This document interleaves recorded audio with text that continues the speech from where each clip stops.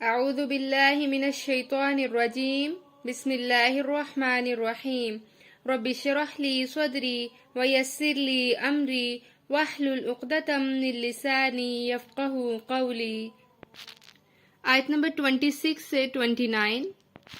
ان اللہ لا یستحیی ان یضرب مثلا ما بعوضۃ فما فوقها فأما الذين آمنوا فيعلمون أنه الحق من ربهم وأما الذين كفروا فيقولون ماذا أراد الله بهذا مثلا يضل به كثيرا ويهدي به كثيرا وما يضل به إلا الفاسقين۔ بے شک اللہ نہیں حیا فرماتا، نہیں شرماتا کہ وہ بیان کرے کوئی مثال، خواہ مادہ مچھر کی ہو یا جو اس کے اوپر ہے، تو رہے وہ جو ایمان لائے، پس وہ علم رکھتے ہیں کہ بے شک اللہ کی طرف سے حق ہے، اور رہے وہ لوگ جنہوں نے کفر کیا تو وہ کہتے ہیں کہ اللہ کا کیا ارادہ ہے اس مثال کے ساتھ، سو بہت سوں کو وہ گمراہ کرتا ہے اور اسی سے بہت سوں کو وہ ہدایت دیتا ہے، اور نہیں وہ گمراہ کرتا مگر فاسقوں کو۔ تو مچھر کی مثال دے کر اللہ تعالیٰ نے دو مختلف رویے بیان کیے ہیں۔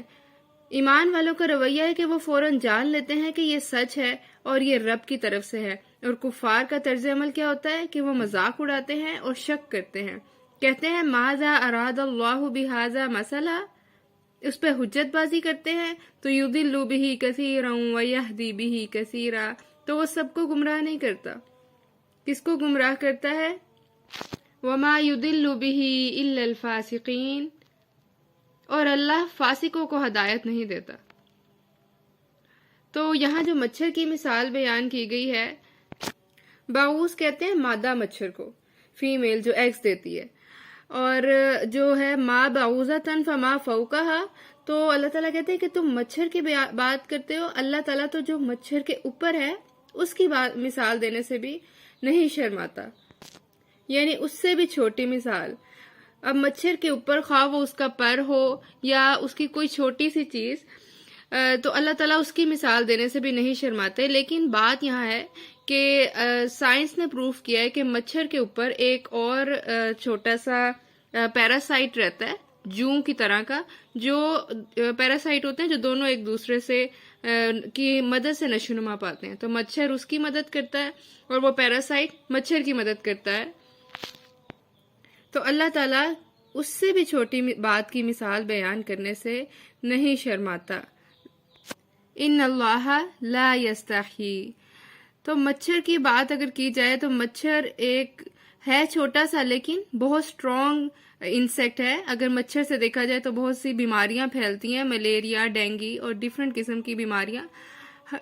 ایک ریسرچ کے مطابق ہر سال 20 لاکھ ہلاکتیں ملیریا سے ہوتی ہیں۔ تو یہ زبردست مخلوق ہے، قدرت کا ایک آرٹ کا ایک نمونہ ہے کہ رات کے اندھیرے میں بھی پرواز کرنے کی اعلیٰ صلاحیت رکھتا ہے۔ اگر مچھر کو اور ڈیپلی دیکھا جائے تو اس کے 4 پر ہوتے ہیں جو انتہائی ہلکے مگر بے حد مضبوط ہوتے ہیں، اور اللہ کا سسٹم دیکھیے کہ اتنے چھوٹے سے انسیکٹ میں تمام سسٹمز رکھتی ہے۔ اس کے پروں میں خون کی نالیوں کا جال پھیلا ہوا ہے جو انہیں کھولنے اور بند کرنے میں مدد دیتا ہے۔ مچھر کے پر پیچھے کی طرف سے بھی ایسے ہی موو کرتے ہیں جیسے آگے کی طرف سے۔ مچھر کی 4 ٹانگیں ہوتی ہیں اور اس کے منہ پر ایک ایسا آلہ لگا ہوتا ہے جس سے یہ خون کی نالی کو ڈھونڈتا ہے اور پھر اس سے خون کو سک کرتا ہے۔ مچھر جو میل مچھر ہے وہ خود خون نہیں پیتا بلکہ صرف اس کی مادہ خون پیتی ہے، تو یہاں مادہ مچھر کی مثال بیان کی گئی ہے۔ اور مادہ مچھر کیوں خون پیتی ہے؟ تاکہ پروٹین لے کر اس سے انڈے اس کے اندر گرو کر سکے۔ مچھر کی آنکھ میں 6 کونوں والے ہزاروں عدسے ہوتے ہیں جو ان کو کلرز کے بارے میں بتاتے ہیں۔ اور مچھر خون کیسے چوستا ہے؟ سب سے پہلے ہونٹ سے صحیح جگہ کو تلاش کرتی ہے، پھر اس کے جبڑے سے چاقو کی طرح کے شارپ اللہ تعالیٰ نے بنائے ہوئے ہیں، وہاں سے وہ آگے سے سکن کو کاٹتی ہے اور پھر سیدھ میں ڈنگ اندر ڈالتی ہے اور پھر بلڈ کو سک کرتی ہے۔ اب دیکھتے ہیں فما فوقہا، تو مچھر کے پر کے اوپر ایک چھوٹی سی جوں ہوتی ہے، پیراسائٹ ہے، اس کی جسامت ایک نقطے کے برابر ہوتی ہے۔ اب اس کے اندر بھی وہ ایک نقطے جتنے حشرات جو اللہ تعالیٰ نے بنائے ہیں، اس کے اندر بھی اللہ تعالیٰ نے تمام سسٹم رکھ دیے، digestive system, respiratory system, complete systems ہیں اس کے اندر. مچھر بھی لیونگ تھنگ ہے، اور اس کے اوپر جو مخلوق ہے وہ بھی پرفیکٹ لیونگ تھنگ ہے. تو سبحان اللہ، یہ صرف اللہ ہی کی کریشن ہو سکتی ہے. انہ الحق، ایمان والے جان لیتے ہیں کہ یہ رب کی طرف سے بالکل حق ہے. اللہ والوں کو جب قرآن کی مثالیں سمجھ نہیں آتی تو وہ رو پڑتے ہیں، اور وہ کہتے ہیں کہ قرآن کی باتیں تو کفار کو سمجھ نہیں آتی، ہم تو مسلمان ہیں. پھر وہ گڑ گڑا کر اللہ سے دعائیں کرتے ہیں کہ اللہ ہمیں یہ قرآن سمجھا دے. سورہ حامیم سجدہ آیت 44 میں آتا ہے کہ بہت سے لوگ اس سے ہدایت پانے کی بجائے اندھے ہو جاتے ہیں. تو ہدایت طلب کے مقابلے میں ملتی ہے، جتنی طلب ہوگی اتنی ہدایت ملے گی. ہدایت کے لیے 4 چیزیں درکار ہیں. سب سے پہلی چیز ہے قرآن و سنت. نبی صلی اللہ علیہ وآلہ وسلم نے فرمایا، میں تمہیں 2 چیزیں چھوڑے جا رہا ہوں، ہرگز گمراہ نہ ہوگے اگر انہیں مضبوطی سے تھامے رکھو گے. ایک قرآن اور دوسری حدیث رسول صلی اللہ علیہ وآلہ وسلم. ہدایت کے لیے دوسری چیز جو چاہیے وہ ہے غور و فکر. غور و فکر سے قرب ملتا ہے، لہذا غور و فکر بھی عبادت ہے.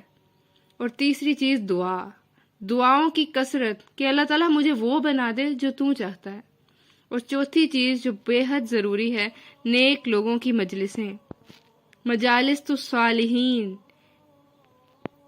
تو اللہ تعالیٰ سے دعا ہے کہ اللہ تعالیٰ ہمیں ہدایت والے لوگوں میں شامل فرمائے اور قرآن کی مثالوں کو سمجھنے میں ہماری مدد فرمائے. الذين ينقضون عهد الله من بعد ميثاقه ويقطعون ما أمر الله به أن يوصل ويفسدون في الأرض أولئك هم الخاسرون.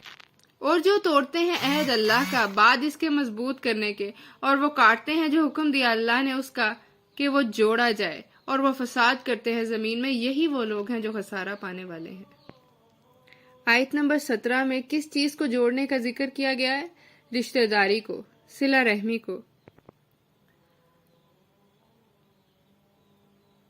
حدیث سے پتہ چلتا ہے نبی صلی اللہ علیہ وآلہ وسلم نے مدینہ آ کر جو ابتدائی تعلیم دی ان میں تھا کہ عبداللہ بن سلام نے کہا کہ نبی صلی اللہ علیہ وآلہ وسلم نے فرمایا، اے لوگو، خوب خوب سلام کیا کرو اور کھانا کھلاؤ اور رشتوں کو جوڑو اور راتوں کو نماز پڑھو جب لوگ سو رہے ہوں، تو تم ضرور ضرور جنت میں جاؤ گے.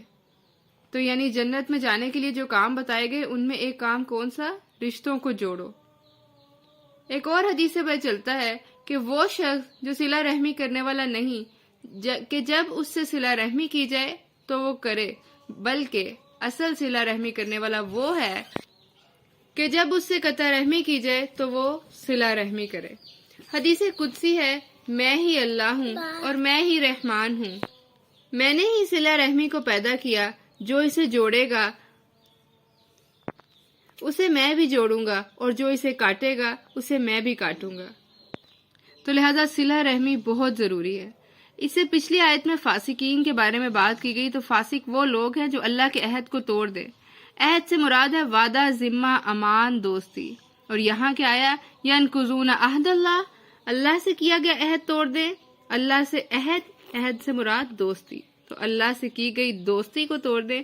تو ہم سب کو یاد رکھنا چاہیے کہ جب ہم اس دنیا میں نہیں آئے تھے، اس سے 50,000 سال پہلے اللہ تعالیٰ نے تمام روحوں کو جمع کیا اور ان سے ایک عہد لیا تھا جسے وعدہ الست بھی کہتے ہیں. تو وہ عہد یہ تھا، وہ صرف خالق اور مخلوق کے درمیان تھا، اور عہد یہ تھا کہ ہم صرف اللہ کی عبادت کریں گے اور اس کے ساتھ کسی کو شریک نہیں ٹھہرائیں گے. تو ہمیں یہ یاد رکھنا چاہیے کہ اس عہد کو پکا کر دینے کے بعد ہم نے توڑنا نہیں. لا الہ الا اللہ پڑھ کر بھولنا نہیں ہے. تو ہر مخلوق کا اپنے رب سے خاموش عہد ہے. وَيَقْطَعُونَ مَا أَمَرَ اللَّهُ، اور اس رب نے جس کو جوڑنے کا حکم دیا وہ اسے توڑ دیتے ہیں. تو بندوں سے تعلق کیسے رکھا جائے گا؟ سب سے پہلی چیز ہے سلام، افشوا السلام بینکم. دوسری چیز ہے کہ احسان کا معاملہ کیا جائے، یعنی آگے بڑھ کر بھلائی کی جائے. احسان کا مطلب ہے حق سے زیادہ دینا. تو صلہ رحمی یہ ہے کہ حق سے زیادہ دیا جائے اپنے رشتہ داروں کو. آگے فرمایا وَيُفْسِدُونَ فِي الْأَرْضِ، اور وہ زمین میں فساد کرتے ہیں. أُولَئِكَ هُمُ الْخَاسِرُونَ، یہی لوگ ہیں وہ جو خسارہ پانے والے ہیں. تو فساد کرنا منافقین کا کام ہے۔ فساد وہ کرتا ہے جسے اللہ کا خوف نہ ہو۔ سورہ رعد آیت 25 میں آتا ہے، وہ جو اللہ کا عہد توڑتے ہیں اسے پکا کر دینے کے بعد، اور وہ اسے توڑتے ہیں جسے جوڑنے کا اللہ نے حکم دیا، اور وہ زمین پر فساد کرتے ہیں، ایسے لوگوں پر اللہ کی لعنت ہے اور ان کا آخرت میں برا ٹھکانہ ہوگا۔ اللہم لا تجعلنا منہم، اللہ ہمیں ان لوگوں میں شامل نہ فرمانا۔ سورہ محمد آیت 22 اور 23 میں آتا ہے، تم سے یہی توقع کی جا سکتی ہے کہ تم زمین میں فساد کرو۔ کہہ دو کہ اصل نقصان والے وہ ہیں جنہوں نے خود کو اور اپنے اہل و عیال کو خسارے میں ڈالا۔ تو اصل ناکامی آخرت کی ناکامی ہے۔ تو اللہ تعالیٰ سے دعا ہے کہ ہمیں آخرت میں سرخرو کر دے اور ہم سے ایسے کام لے لے کہ ہماری آخرت سرخرو ہو جائے، آمین۔ آیت نمبر 27 ہوگی 28، آیت نمبر 28، کیف تکفرون باللہ وکنتم امواتا فاحیاکم ثم یمیتکم ثم یحییکم ثم الیہ ترجعون۔ کس طرح تم انکار کرتے ہو اللہ کا حالانکہ تم مردہ تھے، پھر اس نے تمہیں زندہ کیا، پھر وہ تمہیں موت دے گا، پھر وہ تمہیں زندہ کرے گا اور اسی کی طرف تم لوٹائے جاؤ گے۔ یعنی اللہ کی نعمتوں کا کیسے انکار کرتے ہو کہ اللہ نے یقین دلایا وَكُنْتُمْ أَمْوَاتًا کہ پیدائش سے پہلے تم مردہ تھے، پھر اس نے تمہیں زندہ کیا، پھر وہ تمہیں موت دے گا اور پھر تمہیں آخرت کے روز زندہ کیا جائے گا۔ كُلُّ نَفْسٍ ذَائِقَةُ الْمَوْتِ۔ قرآن میں ایک اور جگہ آتا ہے کہ قیامت کے دن لوگ کہیں گے، اے اللہ تو نے ہمیں دوبارہ مردہ کیا اور پھر دوبارہ زندہ کر دیا۔ اور بعض نے اس سے یہ بھی معنی لیا ہے کہ دوبارہ زندگی جو میدان حشر میں ہوگی اور پہلی زندگی جو قبر میں اٹھایا جائے گا حساب کتاب کے لیے۔ ثم یحییکم، قبر کی زندگی اور حشر کی زندگی دونوں ہی ابدی زندگیاں ہیں، اور یہ زندگی جو ہمیں دی گئی ہے یہ فانی ہے۔ آیت نمبر 29، هو الذی خلق لکم ما فی الارض جمیعا، وہی ہے جس نے پیدا کیا تمہارے لیے جو زمین میں ہے سب کا سب، پھر متوجہ ہوا طرف آسمان کے، فسواہن سبع سماوات، پھر اس نے درست کر کے بنا دیے 7 آسمان، وہو بکل شیء علیم، اور وہ ہر چیز پر خوب علم رکھنے والا ہے۔ وہی اللہ ہے جس نے سب کچھ بنایا۔ ہر چیز کو دیکھ کر سوچے کہ یہ اس کو میرے اللہ نے بنایا ہے۔ اللہ کی بے شمار نعمتیں ہیں، زندگی، وسائل، ہوا، درخت، خوراک، والدین، اولاد، ہمارے رشتہ دار۔ اللہ نے صرف زمین نہیں بنائی بلکہ اس کا جوڑا بھی بنایا، آسمان۔ فسواہن کا مطلب ہے توجہ کر کے بنانا، اسموتھ، ہموار، پرفیکٹ بنانا، یعنی اس کی ہر ضرورت کو اللہ نے پورا کر دیا۔ اب آسمان کو دیکھا جائے تو وہ انڈائریکٹلی ہمیں فائدہ دیتا ہے بارش برسا کر، اور زمین ہمیں ڈائریکٹلی فائدہ دیتی ہے ڈفرینٹ قسم کے اناج اگا کر، اور اس پر ہمارے رہنے کا بھی سامان کر دیا۔ کہتے ہیں آسمان روتا ہے تو زمین ہنستی ہے، یعنی آسمان سے بارش برستی ہے تو زمین کے پھل اور زمین کے کھیت لہلہاتے ہیں۔ وَهُوَ بِكُلِّ شَيْءٍ عَلِيمٌ، اس رب کو سب معلوم ہے، ہر چیز معلوم ہے۔ اس بات پر ہر بات ختم ہو جاتی ہے۔ تخلیق کا ذکر کر کے اللہ تعالیٰ یہ یاد کروا رہے ہیں کہ اسے ہر چیز کا علم ہے، وہ سب کچھ جانتا ہے۔ جیسے قرآن میں آتا ہے، اسی کے پاس ہیں غیب کی کنجیاں جسے ان کے سوا کوئی نہیں جانتا۔ وہ جانتا ہے خشکی پر کیا ہے اور سمندر میں کیا ہے۔ کوئی پتا زمین پر نہیں گرتا مگر وہ اسے جانتا ہے، کوئی دانہ جو زمین کے اندھیروں میں ہے، نہ کوئی تر چیز اور خشک مگر سب اس کی کتاب میں ہے۔ سمندری مخلوق زمین سے 3 گنا زیادہ ہیں، اور وہ رب ان سب کو جانتا ہے، زمین کی تہوں میں ان تک رزق پہنچاتا ہے۔ تو لہذا جس کا معاملہ اللہ سے درست ہو گیا اس کا بندوں سے بھی درست ہو گیا۔ تو لہذا ضرورت اس بات کی ہے کہ ہم اپنے ساتھ سچے ہوں، بندوں کے ساتھ سچے ہوں، اللہ کے ساتھ سچے ہوں۔